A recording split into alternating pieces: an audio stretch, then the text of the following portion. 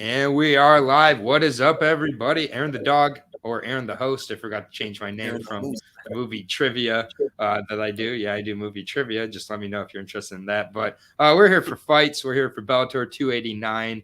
Raufeon Stots taking on Danny Sabatello in an excellent Bantamweight title fight. Here with me for the Bellator Breakdown, Brandon of MMA Wagers, and possibly some special guests along the way. How you doing, Brandon? Hopefully. I'm good, man. I'm good. I'm excited for this weekend. We got so much MMA, and it's the last full weekend. It's the last full weekend of MMA. We've got the Aries card tomorrow, which maybe I'll throw in some picks with my LFA breakdown, which will be right after this. But we have LFA, the last LFA of the year. It's been a great year for Bellator also, I think, overall. Better than last year for sure, in my opinion, with Bellator. I think the company's heading in a good direction. When you have a title, when your Bantamweight title holder is Raufeon Stots, I think that's a really good place to be in, particularly the Bantamweight division. I think it's probably the strongest division right now in the sport, or in Bellator, I should say. I think that he could go up against the champ tomorrow, frankly. Raufeon Stots versus Aljamain Sterling is a great fight. And they've done a hell of a job promoting this fight. Yeah. So, and Danny Sabatello, I mean, man, I've been wrong about him for a while. I remember seeing him against Erwin Rivera in the 4th round, I believe, of the Titan. But yeah, clean knockout. And it kind of convinced my narrative on him. And we'll get into this later, but it came up when he faced Damian Blackshear. I was positive Damian Blackshear was going to take out Sabatello. Sabatello has really proven me wrong, but this should be a really good fight in the main event. But yeah, we've got we're back in Bellator City, Uncasville, Connecticut. So, which they must just have a sweet deal on this one. And then Labyrinth finally caught one live, man. Right on. Good to have you here. Good to see you. Yeah, always good to, usually Wednesday afternoons we try to catch them. But yeah, good card. We currently have 11 fights left on the card. The most recent to be removed is one that a lot of weigh-in fans are going to be upset about. Randy Field is off of the card, unfortunately. Not a great fighter, but good at other things. Marketable, as they said. And appreciate that like and sub, Labyrinth. We're, I believe, 10 away from 700 at this point. So, it's been a pretty nice ride here. So we might have some guests along the way, but yeah, we got 11 fights on the card now. Unfortunately, Lucas Brennan was not able to make the card also. Those are Lucas Brennan, definitely one of those prospects along with Jalen Bates that I'm super excited about. Oi, Jack Attack MMA. Good to have you here. But yeah, we're going to start off, and we have our guests pop in, all good. If they don't pop in, without revealing who they are, they both have fights this week. So should be the last thing on their priority. And if they don't make it, no hard feelings at all. So first fight on the card at Bantamweight, we have a guy who I pointed out has fought his entire pro career in Bellator, and Cass Bell, 36-year-old, I believe, Cass Bell, green hair, Irishman, that is what a lot of people know him as, but always puts on a good fight, taking on the brother of the famous Scoggin and Jared Scoggins, who made his Bellator debut last year, I believe, missed weight by 5 pounds, but did get the finish. Goes by Psycho. He's 10-2 overall, 27 years old, good size, 5'7", out of South Carolina, Spartanburg. He had a loss there, I should say, in his Bellator debut to Josh Hill while missing weight by 5 pounds. So a lot of kind of questions for me with Scoggins coming into it. It was a competitive fight with Josh up until then, but Josh looked really good, and Josh not exactly known for his knockout power. But that movement really moved him right into that overhand right that put Scoggins away. Prior to that, he had won 6 straight, beating guys he beat Cody Durden, faced Juan Puerta. I mean, he faced a good level of competition on CFFC and NFC, stopped over in LFA. He fights a lot like his brother, really good power, has kind of that on his toes karate stance to him. good size and everything here. 27 years old, should be getting better. Was supposed to face CJ Hamilton last year. Had to withdraw from that and had to withdraw from his fight with Saradonov Kaimedov. I believe that was Kaimedov who had visa issues for that, but still been over a year by the time when he fights. He fought last December 3rd and hasn't been active since then. Casbell, definitely an active fighter, 5-2 overall. His last two in Bellator have been Raufeon Stots in 2020 and then 2021 against Janelle Lugo. Was supposed to face Gaston Bayanos, the kickboxer, in April. He had to withdraw from that. He's a very, very good fighter. He definitely likes to get in there and make it a brawl for the most part, but has good skills, good grappling skills as well.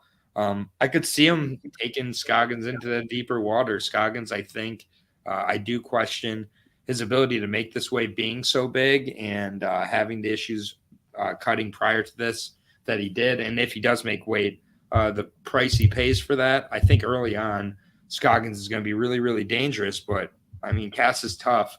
He was put away once by Raufeon Stots in the third round of that fight. And Raufeon was winning that fight for the most part. I give him that. But, I mean, Cass is just – he's tough as cast iron, basically. I mean, he's very, very tough. He's at the point in his career where he – I think, is fighting with a purpose. Still is only 35, actually. I'm trying to age him up to 36 here, so I apologize. Janelle Lugo, another really, really strong fighter. I don't put Scoggins in that category. And so, yeah, I think it's a closer fight than the odds are indicating here. I definitely will say that. I don't think that Scoggins is at all worthy of let me see what he is as of the recording of this, but I know before this he was around minus 500 or so, which I do think is a bit steep here. So for me, minus 600 now. Money continues to come in for Scoggins. Cass, I think it's getting disrespected here, plus 450. I mean, I think it's going to be close. Split play could be in play as well here. Scoggins is going to be heavy early, and then late, I think Cass can come on. Cass has never been put away by strikes, only by submission, both as an amateur and pro. So, yeah, I'm going to just say I think the split play on both sides is a smart way to go here. I don't think minus 600 on Scoggins makes sense, but what are your thoughts? Yeah, this is both these guys have been kind of inactive lately. Casbell fighting last April, and like you said, Jared Scoggins last December, so a lot of time off. Jared Scoggins kind of needed that time off. That was a pretty nasty right hook knockout by Josh Hill. Put him right out. He fights like his brother, Justin Scoggins. He's got that karate style, in and out movement. Casbell is going to have to make this a dirty fight, get on the inside, push him against the cage, get some takedowns, get some control time, strike in the clinches, make it like a Brian Barberina type of fight. And, I think if he does that, he's going to have success. I'm not sure the size of the octagon here or the hexagon, whatever the Bellator uses. Jared Scoggins, only 27 still. He's got the youth on his side.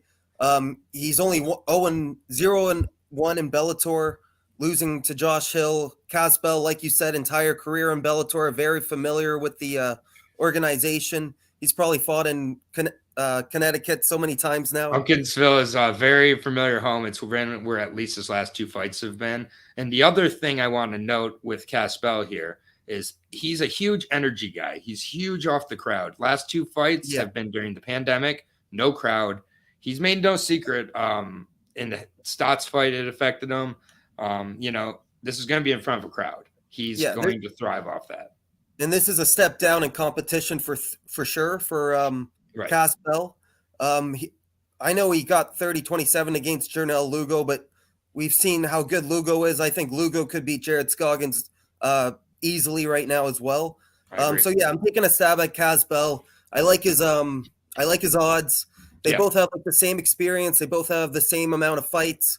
Yeah. They both have faced similar opposition, like the level of opposition. So I think the odds are way off. There's no way I'm paying minus 600 for I don't Jared get it. Scoggins.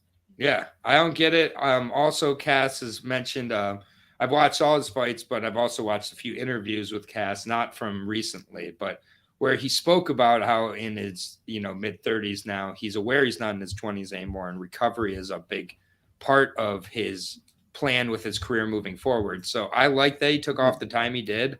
For sure. I think it's a good sign here. And for me, Scoggins, if he makes that weight, he's paying a big price to make that weight, and that price is about 6 to 7 minutes, and maybe that's enough to edge if he doesn't put away Cass. But also, yeah, I agree. Plus 450 is very tempting. Haka, we haven't gotten to any of these fights yet. We're literally just starting, so you haven't missed much, so don't worry about it. And then LFA breakdown, I will be doing solo immediately after this in another video, so we'll get there. And you can say Jared isn't on your parlay. I don't think Jared Scoggins is not on my parlay. Hell no. It's just hard for me to envision. If he looks like a minus 500 against Casbell, I'm going to be very excited about Scoggins moving forward, to be honest. Yeah, he's still in the prime of his career. So I haven't seen, even Stots necessarily look like a minus 600. I mean, you really have to look very good to be minus 600. So interesting fight there. And both guys have been off for about the same amount of time. So, a lot of question marks there. Not as many question marks here. Patrick Downey taking on Christian Eccles. My question is, Christian Eccles, why is he here other than to be another notch on Downey's record here? Downey, a super legit grappler. He has that minus 1,500 tag, Vanilla Gorilla. Christian Eccles, 2-2, 24 years old, so he's a young man. He's fought at light heavyweight prior to this in August, actually fought at catchweight, so he has been working his way down. He'll be big. He's on a 2-fight win streak. But, I mean, he fought Trayshawn Gore, so at least he's fought a good level of competition. He was choked out by Gore very quickly, but we've seen how good that Gore choke is. For the most part, 2 quick finishes by grappling. He's not going to have that here against Downey. Downey got his first finish very quickly by grappling. Second finish probably comes by grappling. It does just go under a minute, but yeah, Patrick Downey, and no point putting him in a parlay at minus 1,500. Yeah, I'm not putting him in any parlays. He's still only 1-0 as a professional. Right. On Tapology, I see he's 2-4 as a in grappling. Yep. Beating Gordon Ryan actually by a decision. He also lost to Gordon Ryan by a body triangle, and he lost a decision to Jake Shields. So really good opposition in the grappling realm. And I know Tapology doesn't have all his credentials. He's obviously a way better grapple. Like, his record is 2-4 on Tapology. It's just there's a lot we don't know about. And last fight he was a minus 5,000. I'll probably be around that. He'll probably be around that by fight night. Let's be honest. Yeah, that's true. And Christian Eccles, all his wins have come under a minute. Like both of his wins have come under 33 seconds. He won by a knockout in 14 seconds as an amateur. He won by an arm triangle in 32 seconds. He won by a Kimura in 21 seconds. And then he lost all his fights in round 1 except for one. He actually lost to Billy Swanson. You know, the big Billy Swanson? Oh, yeah. What is it? Big Sexy? Big Sexy. That's right. That's his nickname? Big Sexy? Yeah. Oh, God. Yeah, that's crazy. There's a few. I wish I had a list of the guys I love picking against, but Billy Swanson, Anthony Garnett, or Anthony Garrett, Lionheart. Love picking against Lionheart. Yeah. But yeah, if he loses to Billy Swanson, he's losing to Patrick Downey. We're done. We're done talking about Patrick Downey by sub round 1. Yeah, I looked into it so little. I just figured that was a different Billy Swanson. I can't believe that was that. Oh man. Yeah, he's dropped a lot of weight since then. Yeah, minus 2,000. I'm seeing for Downey here. It's going to be minus 5,000. Inside the distance. Probably submission. Maybe he tries out the KO. Another grappler. Let's get back to an actual fight here at welterweight. Really good fight. These guys, like, it's almost like kind of fighting a mirror in some ways, I think. Mark Lemminger taking on Michael Lombardo. These guys are just, first of all, enormous, huge welterweights. Like, it's hard to believe these guys aren't middleweights. Both guys, I think, have fought at middleweight at times in their career. but yeah, Lombardo, he's a guy who's been around. He's been close to, that top level for quite a while now. The Don, 12-3 overall, 32 years old, ATT Jupiter, Florida representative, coming off of a loss in his last fight with Bellator to Kyle Crutchmer. It was a decent fight, good fight. I did take a shot on Lombardo in that fight against Crutchmer. He was a plus 205 underdog. And yeah, Crutchmer just, he's putting together the tools very, very quickly. Definitely has learned from that loss. And, kind of facing another, tough brawler who is also good with wrestling, and Mark Lemminger.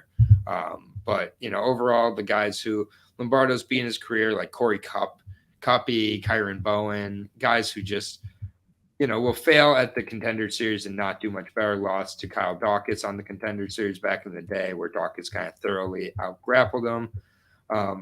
He's been around, good leg kicks, good overall boxing, mixes it up well. And it, dude. I don't know what MMA crazy. I don't, I guess. But yeah, either way, I think that here with Mark Lemminger has faced just an impossible level of competition since joining Bellator. I was really excited for him coming off of his LFA run, and overall his just run before this, beating guys like Ben Eagley, who I do rate pretty highly, good grappler there, and showed good wrestling, has good boxing as well. Was supposed to face Logan Storley in his Bellator debut. Logan Storley had to withdraw, so he did face probably his easiest opponent in Bellator. Then he's faced Yaroslav Amosov. There was a cut at the end of round 1, so it's pretty competitive first round, honestly. So would have been interesting to see how that progressed, but that's a Bellator champion. Jaleel Willis just was a little bit quicker and sharper on the feet in that one. Put away DeMarcus Jackson, got really put away badly by Neiman Gracie, and then Oliver Enkamp. That fight is the fight to me that he was winning the first 2 rounds. He was winning. If it went to a decision, I think he was going to win that fight. And he timed one of Oliver Enkamp's very clear spinning attacks really perfectly, and wasn't even taking him down, just moved into the takedown, and Oliver just kind of fell into it. And I hate calling things lucky, because he meant when he put the buggy choke on, he meant to put him, was trying to put him away with it, but pretty lucky, I think. Who trains buggy choke defense? Well, and not only that, but just if that doesn't work, which 9 times out of 10 it won't, Mark Lemminger goes on to win that fight. So for me, that was a really impressive performance. And I mean, he's just got to be extremely motivated coming into this fight. I know that, you can look at who he's fought in Bellator. He doesn't say no to a fight. And that might be work for him or against him. I think it works for him here with the experience he has. I think he's just I think he has nothing to lose, man. I think he goes in there, throws caution to a win, makes this a brawl, which I think Lemminger does thrive in. And, when it's more technical, more point-based, I think Lombardo has good success and can win, kind of similar to a Jaleel Willis type of decision.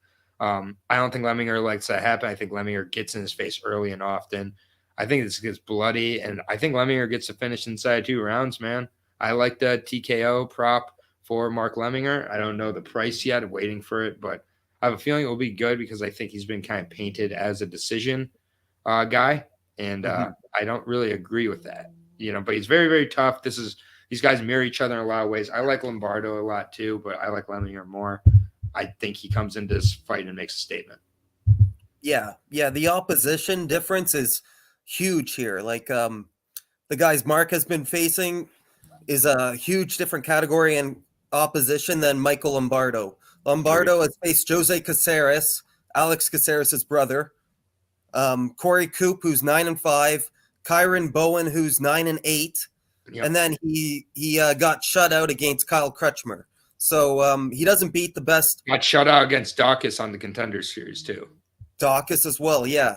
I know he's going to learn after these fights. He does come from a good camp, American Top Team. Mm-hmm. But I've never been too impressed. He looks lackluster to me. He's only lost by decisions. He's never been finished, so he's a tough out.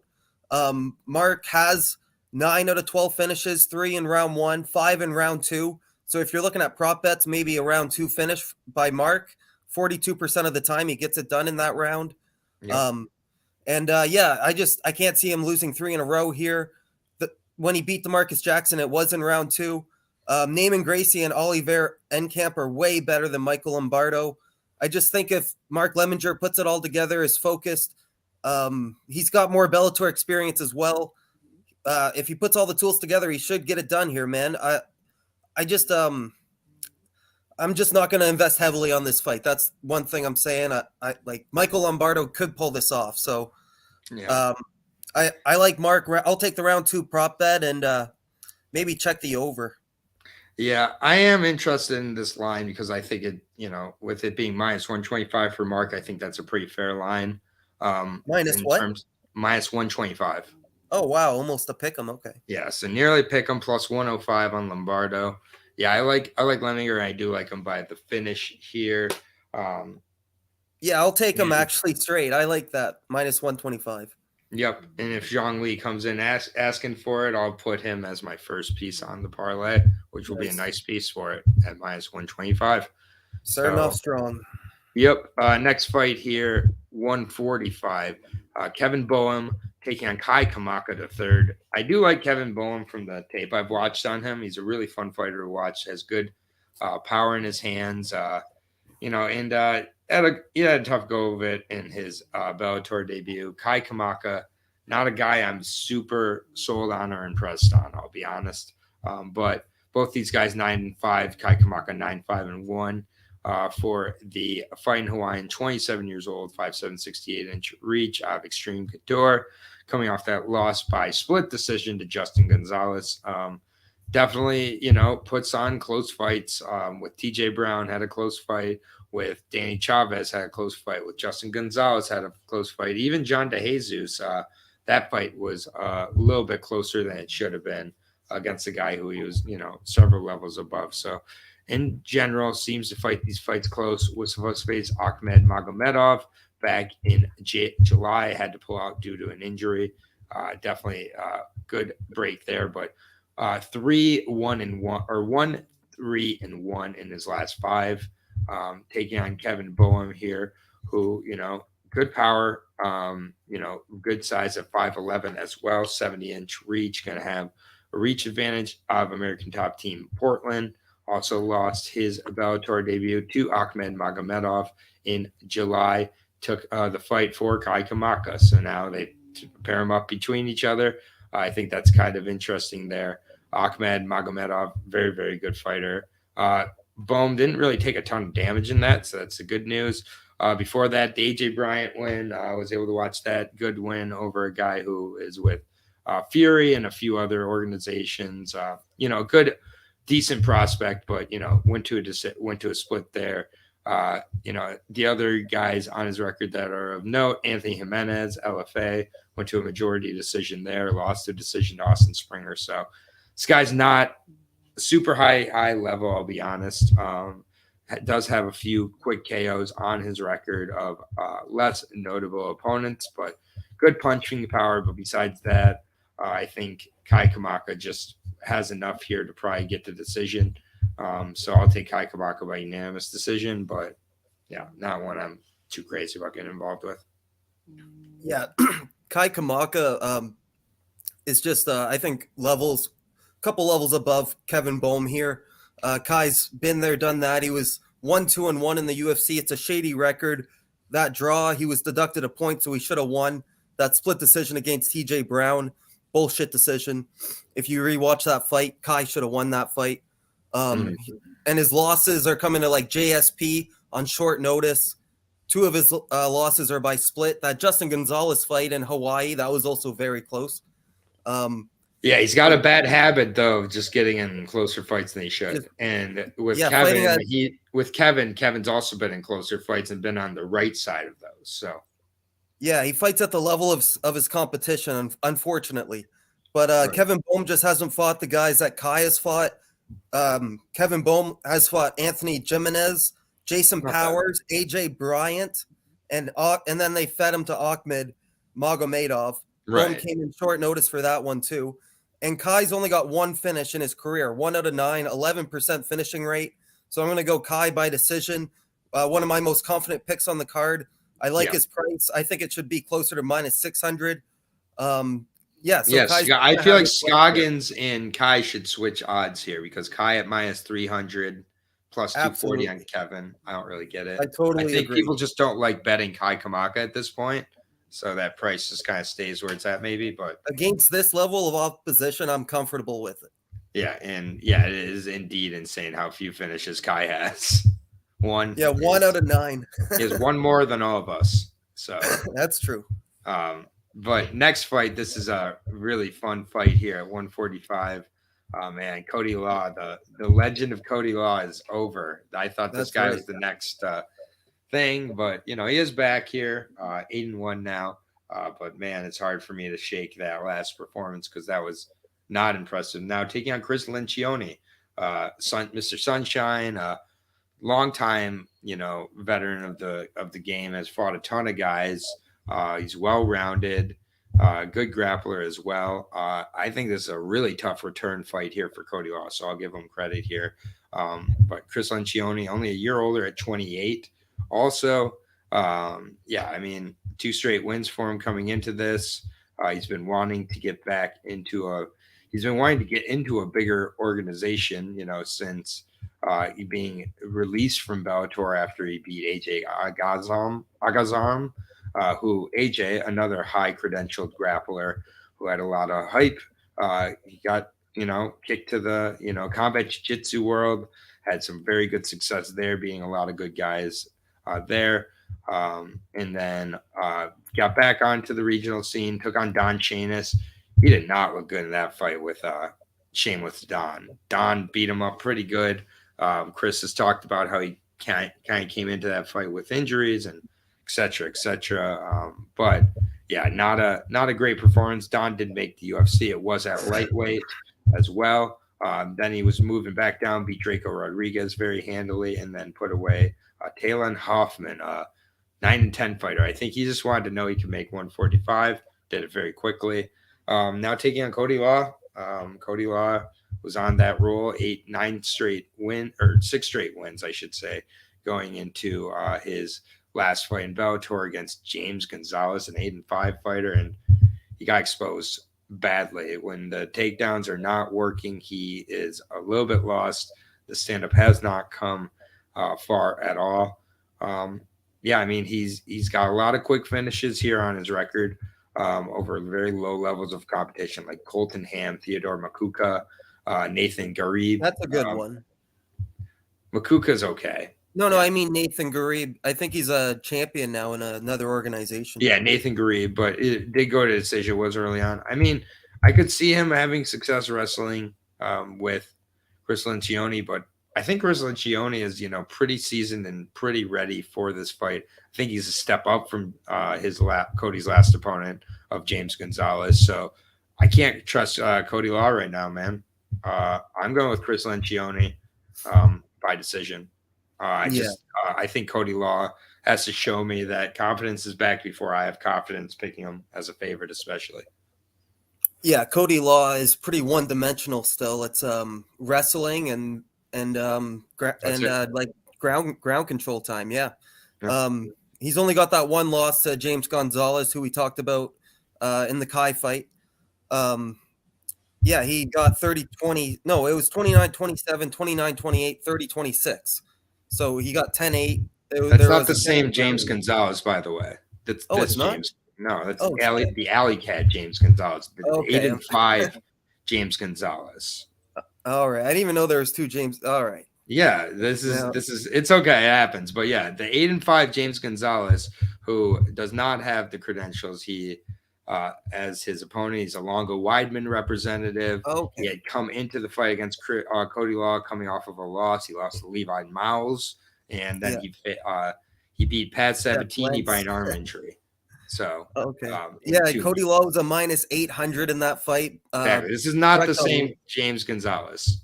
No, but -800 against That James Gonzalez, 9-5. Yeah, big difference. If he lost the other James Gonzalez, I have no problem. And that's why I'm surprised after that fight, he's going up to Chris Lencioni next, who's a step above this who's James actually, Gonzalez. who's a better fighter. Chris Lencioni would be favored over James Gonzalez, the Alley Cat. Definitely, yeah. So. And he's got Dalton Rosta on this card with him, though. So if you guys do like Cody Law, make a parlay of Dalton and Cody Law, and it will be about minus 170 maybe. But Cody Law doesn't have that Habib style wrestling, not like the Dagestani handcuffs. This is going to go right into Chris Lencioni's game. He's so comfortable off his back. He's been busy in grappling competitions. He's 7-2 as a grappler, 3 rear naked chokes, a body triangle, 3 decisions. He was 8-0 as an amateur. He's fought at lightweight. He's fought at lightweight. He's got a professional and an amateur. That's not counting his grappling submission wins. He's only lost by decisions to Daniel Scary Carey and early in his career. Taiwan Claxton, who does fight like friggin' Cody Law, but still, that was early in his career. And then Don Shanis. I think he's improved his game leaps and bounds. Preach. He's cashed as a plus 310 favorite. Underdog in the past. So, give me that underdog money. And beating Draco Rodriguez, too, is a pretty impressive win under his belt, too. Yeah, and he looked good in that fight. Plus 200 on Mr. Lencioni. Sunshine, we're both on the underdog here against Cody Law, who we're going to have losing his second straight fight and probably going back to Icon or something. I got him at plus 245 on DraftKings if you guys want Chris Lencioni. But maybe the line has changed. That was on Monday, so. Yep. Well done. I wouldn't be surprised if sharp money's coming out on Lencioni.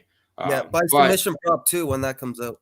Yeah, next fight here, really good fight at welterweight, very close fight in my opinion. Kyle Crutchmacher taking on Jaleel Willis, who we talked about earlier. Jaleel Willis, he's a tough guy, but he also has been shown he can be broken at times. Kyle Crutchmer coming back from that loss to Crutchin, and really, I think growing from that loss, leaps and bounds, really rounding out his game well here. So, but still, I think the wrestling is the key here. I do think it's wrestling against a slick stand-up fighter in Jaleel Willis. The realist, 15-4, good record for the 30-year-old, 5'11", 75-inch reach out of Memphis, Tennessee. Fights out of Memphis Judo and Jiu-Jitsu. Lost 2 straight coming into this. Been put away on the ground in both those fights, including by Saba Hamasi. That is troubling to me. Very telling. Very telling. I think for Kyle Crutchmer, he's not going to show off the well-rounded game here. I think the smart move is to go in, use that wrestling, get him down. Mark Lemminger made the mistake of not using his wrestling in his fight with Jaleel, and that's what happened. PayPal issues, indeed. Yeah, I know what that means. Jaleel's faced a good level of competition. He does well against strikers, struggles at times in the grappling realm, but has the win over Dakota Bush back in the day. But then he couldn't make the 155 limit anymore. Has wins over Mark Lemminger, Vincent De Jesus, Maykan Mendaka in his last 3 wins. So those are decent level of wins for sure. But with Kyle Crutchmer, he's a wrestler. It's very clear that the last 2, when the wrestling has been implemented, Jaleel's just kind of struggled. I think that's what Kyle does here pretty clearly. 9-1 overall. He is going to be a little bit shorter and have a 7-inch reach disadvantage. So if this is on the feet, we're going to see a lot. But we're going to, go ahead and maneuver off this real quick. One of the guests who it was able to join us, we have, spoiler, covered his fight already, but happy to bring him on. We'll put a pause in this.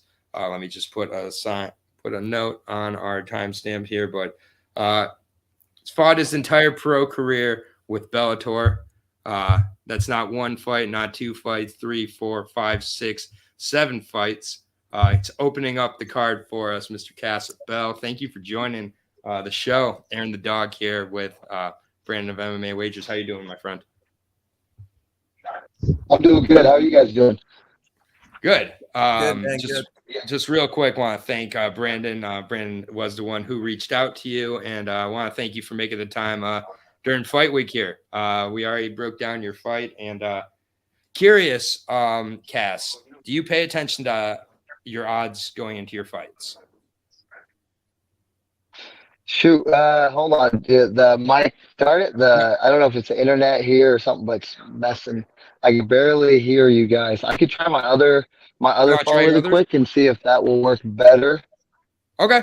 Yeah, let's try that. I can't understand you guys at all. Okay. All right, we're gonna drop him out for a minute. It's all good. We'll see if Cass can get it to work. Krutschmer by decision. Moise is saying, just my 2 cents. What up? Yeah, we'll work on seeing if we can get Cass back. But yeah, just finish up the Krutschmer, Jaleel Willis thoughts. I think he uses the wrestling, and I just don't know enough about his jiu-jitsu to give him credit for it. But I think he just kind of rinse and repeats, uses the wrestling, because if he has trouble with the takedowns, Jaleel's gonna just tool him up with the speed and the stand up. So this is going to look really, really leaned one way or the other. Yeah, Kyle Krutschmer, ever since he had that loss to Lachinov, he's just been on a roll, man. He's friggin' and that Lachinov fight, he learned a lot. He's improved his fight IQ leaps and bounds. And look at who he's beating. Look at the level of guys he's beating too. Yeah, that Georgian, Levon Chekali, Oliver Enkamp, and then Michael Lombardo just having his way, 30-27 on all those. So ever since that Lachinov fight, he's definitely adjusted his game and has just looked like he's just looked unstoppable. He's not going to have the height advantage or the reach advantage here. Jaleel Willis is 5'11", 74.5-inch reach. Kyle Krutschmer, 5'9", 68-inch reach. But Krutschmer is always the shorter guy. He knows what to do. He knows how to get on the inside, take you down, have his way. Former two-time collegiate wrestling, 174-pound gold medalist in 2015 and 2017. Yeah, man, I think it's just rinse and repeat. His fight IQ has just got way better. I like to see that. Yeah, he just trains with some of the best grapplers in the world at American Kickboxing Academy. Jaleel Willis is a experienced vet at this point, 15-4. 3-2 in Bellator. He's the former LFA welterweight champion, but he's losing to Hamasi, like you said, and then Kyle Stewart back in the day. That's not good. Harvey Park. Yeah, that guy too, and he's beating Mendenko. Yeah, who's a pure Muay Thai fighter. Yeah, not the greatest opposition. Vinicius de Jesus, and I'll give him credit for the Mark Lemminger fight, but Kyle Krutschmer has a different game than Mark Lemminger. So, yeah, I got Kyle Krutschmer here. I think I got him I'll tell you the odds right now. Kyle Krutschmer, this was on Monday, minus 280 on DraftKings. So you're going to have to find a prop bet or maybe parlay him. Yeah, I'm seeing him minus 250 to minus 330, depending on the book here. Plus 190 on Jaleel here. But, again, if Jaleel has really sharp takedown defense coming into this, I think that Krutschmer starts to really not look great. But when you've won 9 straight rounds against the level of opponents Kyle has won them against, I do think that you've taken the loss from MMA and used as a learning experience. So I always say that MMA is not an undefeated sport at all. Losses are learning experiences. And Kyle getting yelled at by the Russian and pretty much embarrassed. I remember after that fight, his next fight, which I picked against him in his next 2 fights, I think, because I was not sure after the Lechinov fight, but clearly that was a learning experience that's made him better. So I like Kyle here too, rinse and repeat by decision. Yeah, and his past odds have been minus 260, minus 135, minus 125. So his odds just keep getting bigger. Yeah, interesting. I thought for some reason they were bigger at some point. But next fight here, this is a good one. It's at flyweight. Denise Kielholtz taking on Ilara Joan. Very close fight, competitive fight. Kielholtz has taken a fight in kickboxing in between her loss here. So good that she's staying active. Joan, I think, is by far the more well-rounded of these 2 fighters. Pretty much a grappler versus a striker, though, for the most part in this one. with Joanne Arya Stark. It's been a few years since Game of Thrones. Maybe get a new nickname. 10-6, 28 years old. She did win her last fight coming into this over Lara. So that was a huge win for her, biggest win of her career in that one. But Alejandra Lara has not exactly looked great as of late. So, I'm not really, freaking out over that win. Before that, close fight with Vanessa Porto, who I'm not sure how much Vanessa Porto really has left, but it was a split win over a veteran, Kana Watanabe. Did put her away pretty badly after pretty much working her throughout that fight. But I like Watanabe. So good level of competition for Joanne. I think it's really helped make her a better fighter as she's gone here. Beat Beck Rowling in her debut here. Just has much stronger jiu-jitsu. Miss Dynamite, though, much stronger on the feet. So it is, kind of a classic.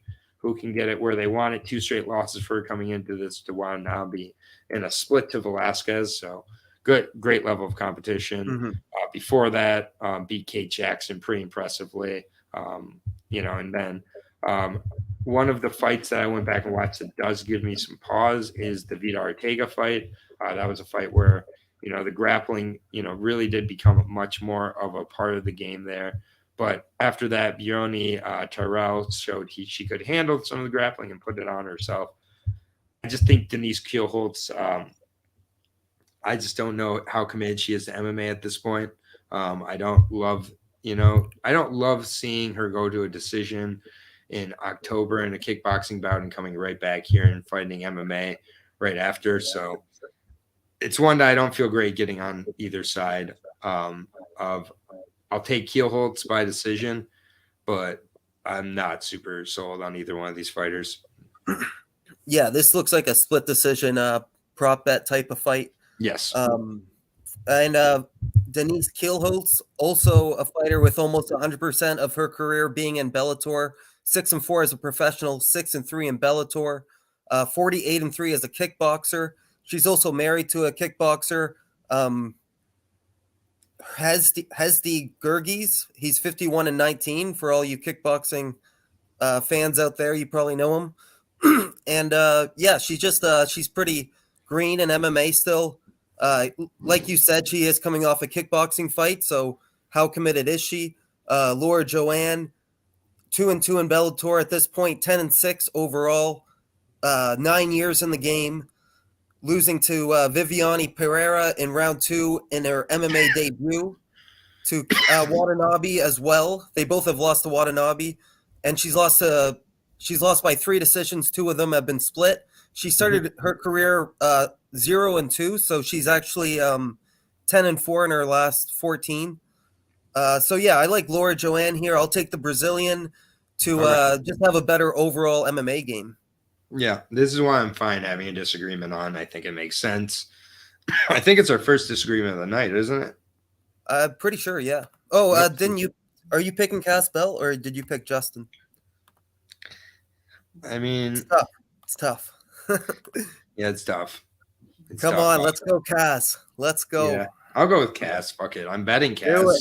Betting Cass, so I guess I'm picking him. Yeah, let's do it. I guess that's our first disagreement then. Randy Field, that fight's off, eh? It hasn't updated on Randy Field's fight is off, unfortunately. Maybe they'll make her weigh in still. But Denise Kielholtz minus 150 plus 125 on Joanne. So you do have the underdog here. I agree that I think the split could be a really good play. I got her at plus 140 on Bet 365. Yep, nice. And that is the featured prelim, believe it or not. We're on to the main card here at middleweight with a weird one, in my opinion. Anthony Adams taking on Dalton Rosta. This, to me, is just like we wanted to find Dalton a fight before the end of the year, and he's got a victim here. And Anthony Adams, but in all seriousness, Anthony Adams 9-2, Sugarfoot. We know him from the Contender Series, or at least that's where I knew him from.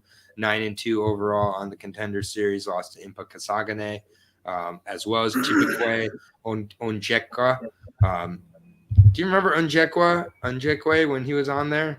So what happened? Yeah, on the contenders, right? Yeah, what happened to him? He lost a split decision to Renato Vellante a year ago and just stopped. Yeah. So, yeah. So I haven't been keeping tabs on him. Yeah, I wonder. I liked how the guy looked until he faced real competition. Then it was split, and then he's like, then he split. So, anyways, Anthony Adams didn't look great in either of his contender series bouts. In the LFA, he has had the one good performance with the finish of Jash Kavan, beat Khalid Murtaliyev in his Bellator debut in what was just a weird fight. Murtaliyev just looked very lackadaisical in there, and Anthony Adams took advantage. Adams took advantage. He was a plus 320 that night. Since then, he's been scheduled in May to take on Lorenz Larkin. He had to withdraw. He was scheduled in August to take on Vanderford. He withdrew. So Bellator has been bound and determined to set him up with a fighter who is going to ground and pound him. And two have failed. Dalton Rosta has won the competition. Dalton is nicknamed Hercules. Look at his Bellator picture. I don't know why he's nicknamed Hercules.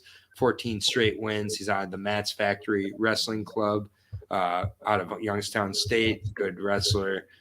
Just goes in there, uses a really well-rounded game all the way around. I've been impressed with what he's been able to piece together. He's not rushing the finishes either. He's getting a lot of good cage time against guys like Ty Gorder, Dwayne Johnson, Tony Johnson. So not the highest level of competition, but the Romero Cotton fight, he just looked like he had leveled up serious amounts. I had picked Romero Cotton in that fight, and I regretted it quite a bit. Zhongli, I got your 3-fight parlay. I got you one for the prelims already. So, which is Crutchmer, Mr. Kai Kamaka, and Mr. Mark Lemminger. That is your 3-fight parlay for the prelims, those three. So, here, Dalton Rosta, all day long, rinse and repeat with the wrestling. I think Anthony Anders, he will put away Anthony Adams for the first time in Anthony Adams' career. Yeah. Dalton Rosta, another Bellator staple, 7-0 as a professional, 7-0 in Bellator, 7-0 as an amateur. This guy's never been defeated. He's just been looking better and better each fight out. He's won by 4 knockouts, 3 decisions. As an amateur, he's won by 7 knockouts, 3 in round 1, 2 in round 2, and 2 in round 3. So he can get it done anytime. The dude just looks good, man. He's never been an underdog. He's been a favorite in all 5 of the fights we've been able to bet on him, as high as minus 1220 and as low as minus 175. He's just looks so good, man. Anthony Adams, not the most thrilling fighter.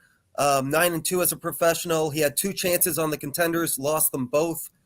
He's got the same finishing rate as Kai Kamaka, 1 out of 9. So that's an 11% finishing rate. So if you're going to bet Anthony Adams, you might as well take the decision prop. But I'm taking Dalton Rosta all day. Yeah. The odds are obviously out of line. Minus 900. I got him at minus 750, so money's still coming in on him. Get him while you can, because he's going to get to. He's going to have his highest odds, I think, for this fight. You said minus 1220 was his highest? Yeah, minus 1220 in his Bellator, one of his first Bellator fights. Yeah, I'm seeing him at minus 1,000 on a few books already, including FanDuel, plus 630 for Anthony Adams. So Anthony Adams did have a stunner there against Khalid Murtaliyev. Yeah. Murtaliyev, I can't say his name, but he came in short notice, cashed as a plus 320. But Jack Attack, Jack Attack asking if the 11% finishing rate parlay is advisable or not. Yeah, take Anthony Adams by decision, Kai by decision. I mean, you're going to get that's going to be what, plus 1,200 or so? Take them both by Anthony Adams by decision must be like plus 600 or something. Well, he's plus 630 money line already. Oh, then so his decision prop plus 1,200, Kai by decision plus 200 or whatever. Yep. Boom. All right. That'd be juicy. Dalton, though, I am with as well. I'm a believer. Oh, for sure. If you like Cody Law, like I said, they both train together. They both come up together. It's so weird because Bellator does 4-fight main cards sometimes, including tonight or for this card. But next fight, this is for the Bellator Grand Prix, and these two guys definitely belong there. Patchy Mix, a staple. Such a good fighter. one of my favorite guys to watch in Bellator, taking on Magomed Magomedov, who, God damn it, man. We almost had him last time out. I know I was fading Enrique Barzola? I had Enrique. I was all over Yeah. Enrique in that fight. Got to the fourth round. Enrique was definitely winning that fight. Yeah. And then Magomed, he got the finish that I didn't think Magomed could get finishes. It was like a Trishan Gore guillotine, wasn't it? Yeah, it was a really nasty guillotine of a good opponent in Barzola here. He's got a very, very tough semifinal here in Patchy Mix, 16-1. Albuquerque, New Mexico representative here. Not enough people know about this guy. It just doesn't make sense to me. But Patchy Mix, no love is a great nickname for him because he gets none. 3 straight wins, beat Albert Morales, put him away by the arm triangle third round. Put away James Gallagher after just outclassing him throughout that fight, third round. And then had a really impressive, just all-around performance of Kyogi Horiguchi in his fight there. 2-1 underdog there. Lost to Juan Archuleta for the championship back in 2020. Other than that, finishes all of his opponents. All of his opponents put 3. Went to decision with a few of them as well. Primarily a wrestler, uses the grappling, has improved the striking as he's gone along as well. I think he just is going to gain a lot of confidence from seeing what Barzola was able to implement in their fight. I think he also implements it in their fight. Magomed, though, Tiger, 19-2. Both these guys really great records, 30 years old, so 30 and 29. They're in the height of their primes. Barzola got choked out in the fourth round, but again, he was winning that fight before the chokeout. He was a -160 favorite in that. Raufeon Stots really did, kind of outclass him in that fight. And CJ Hamilton had his moments as well. Yeah, man, I was on Barzola here. I like Patchy Mix more than I like Barzola. Patchy Mix, I said this while he was on. His no love nickname is perfect for him because he gets no love. Most MMA fans don't know who the fuck Patchy Mix is. And this is kind of crazy. The backpack machine or the backpack. Yeah, and he knows how his bread is buttered, and he uses that butter, which is the grappling. I think he's quelled some of the rumors with the cardio and the gas tank with the later finishes as well here. I think he's going to pace himself really well on his way to a pretty impressive decision over Magomed Magomedov. Patchy Mix +110. Already bet him. I can't believe he's an underdog again, but let's take it. Patchy Mix by decision. Yeah, Patchy Mix. Each time he's been an underdog, he's cashed. He was a +120. Yep. And the last fight, he was a +195. He has lost as a -1,000. Oh no, he didn't lose. He's won. He only lost that -175. Juan Archuleta for the championship. Yeah, which he definitely learned a lot too. Won all 5 rounds. It was only a 1 round, it was 48-47. So it was great. Very down in 1 round. Yeah. Yeah. So, I like what I've seen from Patchy Mix, man. He's so experienced at this point. 11-0 as an amateur, 16-1. I can say the same with Magomed Magomedov. Only losing to Piotr Yan and Raufeon Stots. Very good point. Yeah, but I can see Patchy Mix doing the same thing, getting a decision over him. I originally had Magomed. I bet him already. I don't know why, but after doing this breakdown, I'm starting to lean Patchy Mix, man. Like you said, nobody gives this guy love, and dude, no one knows how good this guy is. This guy, yeah, Danny Sabatello is so lucky he did not have to fight Patchy Mix on his way up to Rafueon Stots. For sure, because Patchy Mix would do the same thing he did to James Gallagher. Completely take that mojo. Probably finish him in round 3, round 4. Patchy just does his work and goes. He's fought all over the world. And he sticks to it. Huh? He has a blueprint and he sticks to it. Right. He's only 29 years old. And again, like early on, there were criticism about his gas after the Juan Archuleta fight because Archuleta got the later rounds. First of all, Archuleta working in that garage, who knows what he was on in 2020. Because he doesn't look like the same guy anymore. Neither does TJ Dillashaw. What a coincidence. Exactly. So there's when that. When he was fighting in ACA, he was on something. Exactly. So Patchy Mix, man, I love this underdog here. This underdog and Chris Lencioni are my favorite underdogs on the card. So Patchy Mix I am taking. I already took him at plus 110. Yeah. And I like him. Did I you like him pick by him decision. against I think Horiguchi? Magomed is good. He's going to stay out of a submission, but Patchy's good enough to lock up something nasty. Did you pick him against Horiguchi or no? No. Yeah, I had Horiguchi, man. Yep, That was me a too. rough one to watch. And I was wrong. Yeah, so, and now you're on the train. You're officially on the Patchy Mix train. I think I'm switching my pick. I'm gonna see if I can cash out my bet still. Fair And enough. yeah, that's what I've done it on more than one occasion. We're on to our first of 2 championship bouts here. The lesser of the championships, therefore it's the co-main event. But they had a good first fight. Liz Carmouche taking on Juliana Velasquez. What did you think of the first fight? I thought it was okay. I obviously had Velasquez winning, and I thought it was a terrible stoppage. I couldn't believe that stoppage, man. And she did try to get it overturned, and it never got overturned. But yeah, anytime you have a finish in an immediate rematch by the organization, they're kind of saying for you. Juliana was looking pretty good in that fight up until that finish. On her way to winning. Yeah, she was on her way to winning. I think Liz knows that as well, but props to Liz for taking the fight. But Juliana, last 2 performances, not great. The split decision against Denise Kielholtz was another kind of warning a little bit. She's gotten a little bit too comfortable into kind of her decision ways, in my opinion.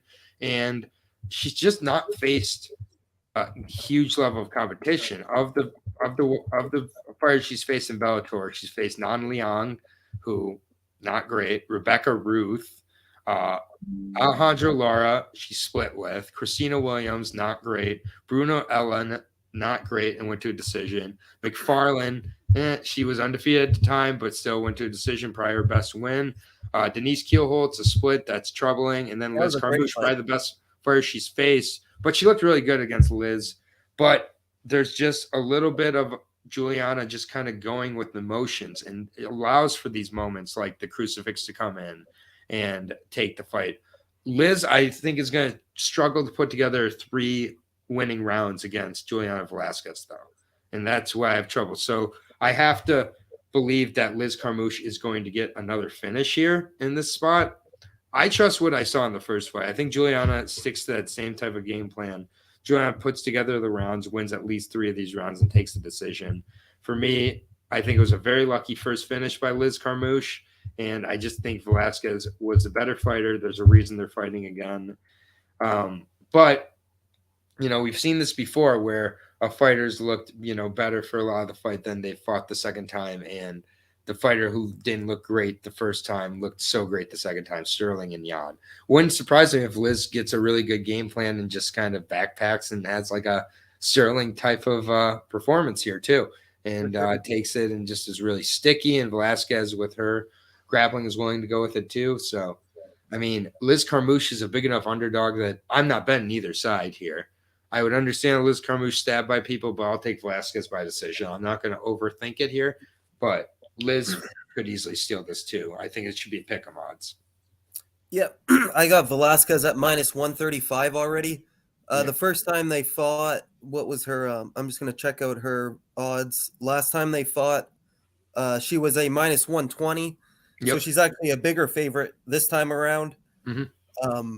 Velasquez, I think if she just sticks to that same game plan, she protested that finish right away, man. I think that was Dan Murgliata. Oh, that was so ugly. Like I had the over 4.5. I bet Carmouche, so I was fine. But yeah. Oh, you were good with it. Right. Yeah, I did so good on that Bellator card, and all I needed was over 4.5, and I would have cashed so many parlays and it was it just pissed me off. All right, Brandon, we're gonna try again with our guest here. We got Casbell. Yep, we're gonna try again here. See if the internet's working in Connecticut there, but otherwise it's all good, and we'll figure it out along the way. Yeah, here. we'll give it one more try. Cass, how you doing? I'm gonna blame the internet of Connecticut here. So it's the Connecticut Wi-Fi. It's the Connecticut Wi-Fi, brother. Message him, Brandon, and just let him know that the Wi-Fi is not working for us. I'm gonna take him off. It's all good, man. Can you hear us, Kaz?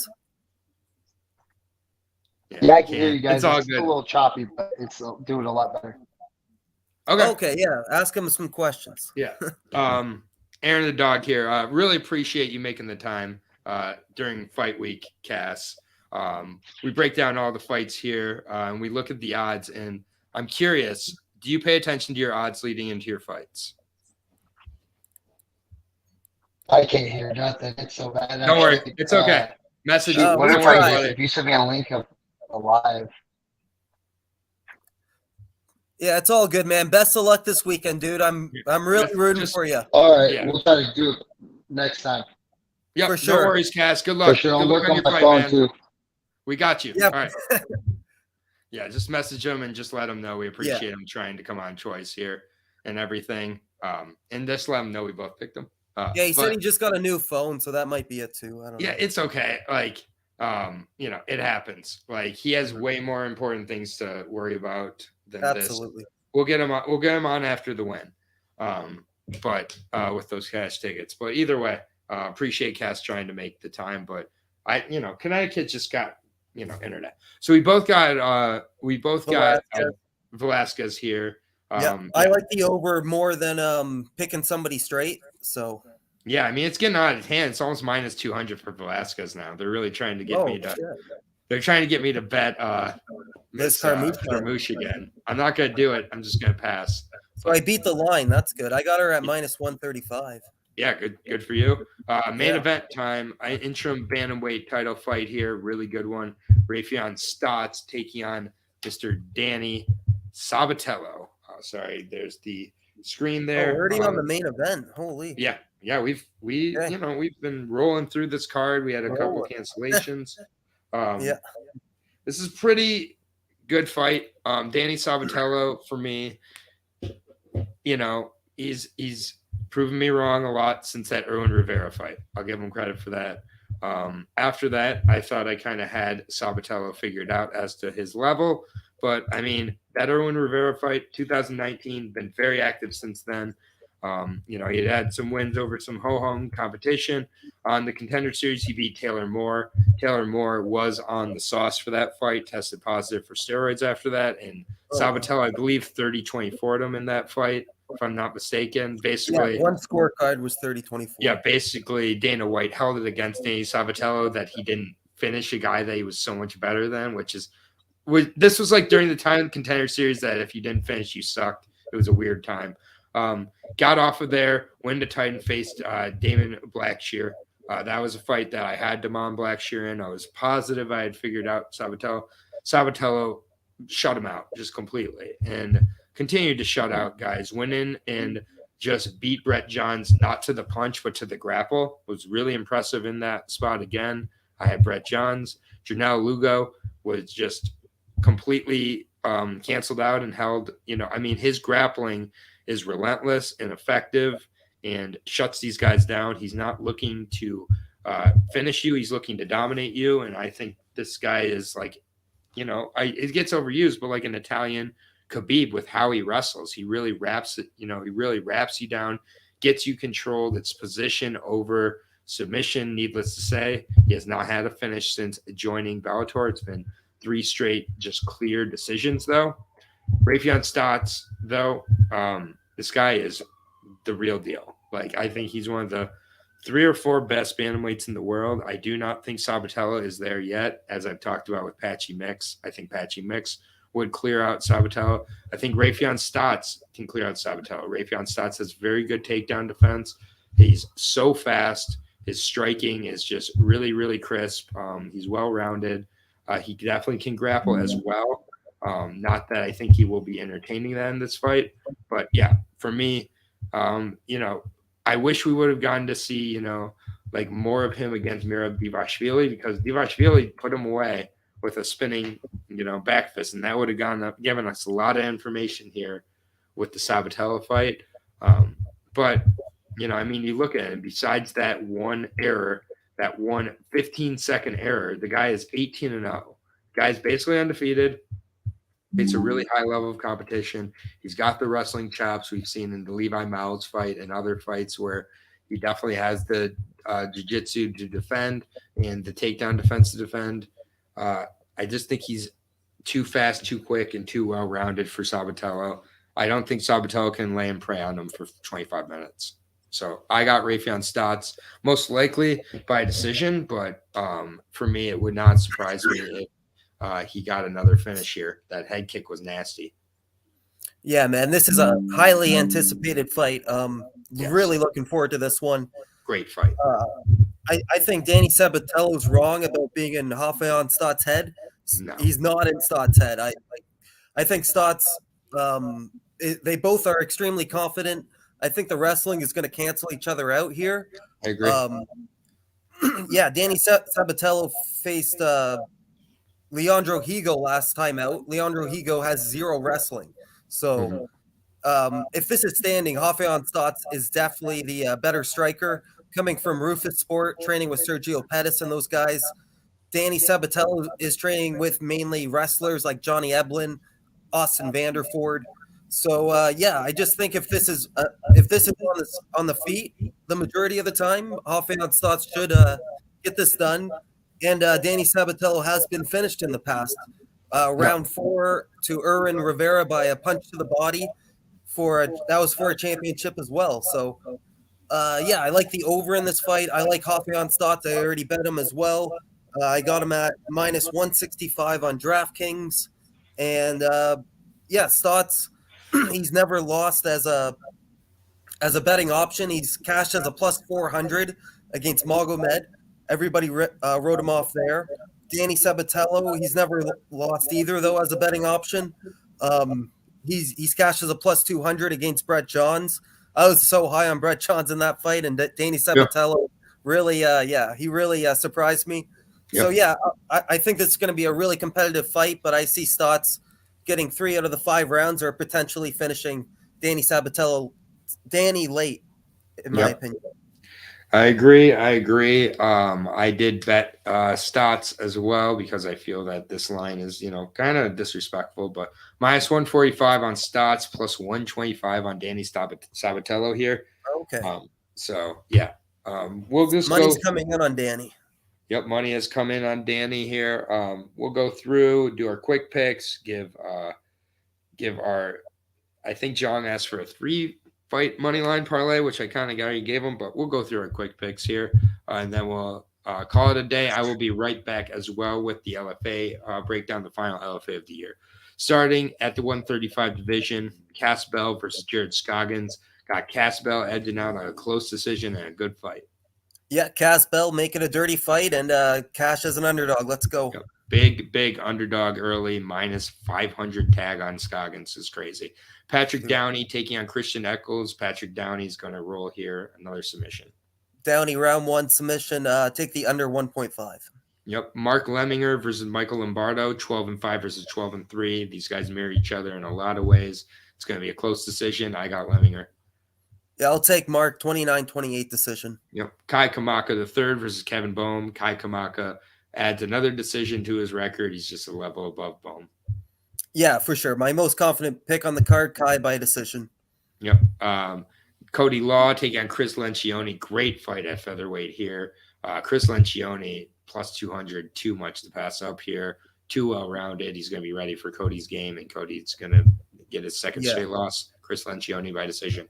Yeah, Cody's going to fall right into Chris's game. And, yeah, I'm going to look at that submission prop bet as well. Yep. Kyle Crutchmer versus Jaleel Willis. Kyle Crutchmer, rinse and repeat wrestling decision. Yeah, for sure. Exactly. Denise Keelholtz versus Lara Joan. I got Denise Keelholtz, rinse and repeat kickboxing decision. I'm going to pick Laura Joanne to show off her overall MMA game and win a split decision. Totally fair.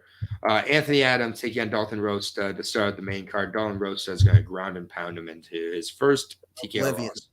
Yeah, Dalton Rosta all day. Whatever he wants. Magomedov versus Patchy Mix in a fantastic fight. Both bantamweight fights are really good on this main card.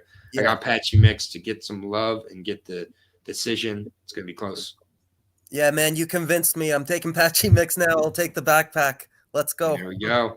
Backpack away. Juliana Velasquez gets her title back in a decision win over Liz Carmouche for me. Yeah, I'm going Velasquez decision as long as Dan Mergliotta isn't reffing.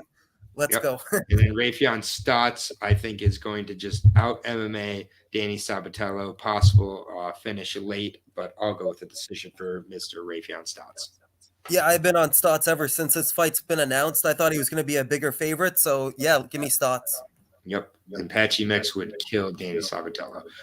But that's going to do it for the card. Honestly, I would consider Dalton in my parlay with Dalton in my parlay along with Mr. Lemminger, Crutchmer, Kai Kamaka, and Downey fight under 1.5. And Downey fight under 1.5. There you go. So there's the 5-piece. But I'm going to take off. Brandon, appreciate you.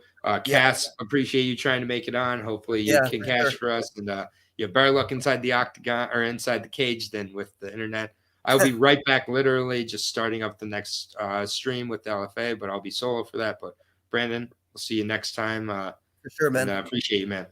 Yeah, take care, everybody. All right, man. Appreciate everybody. Peace.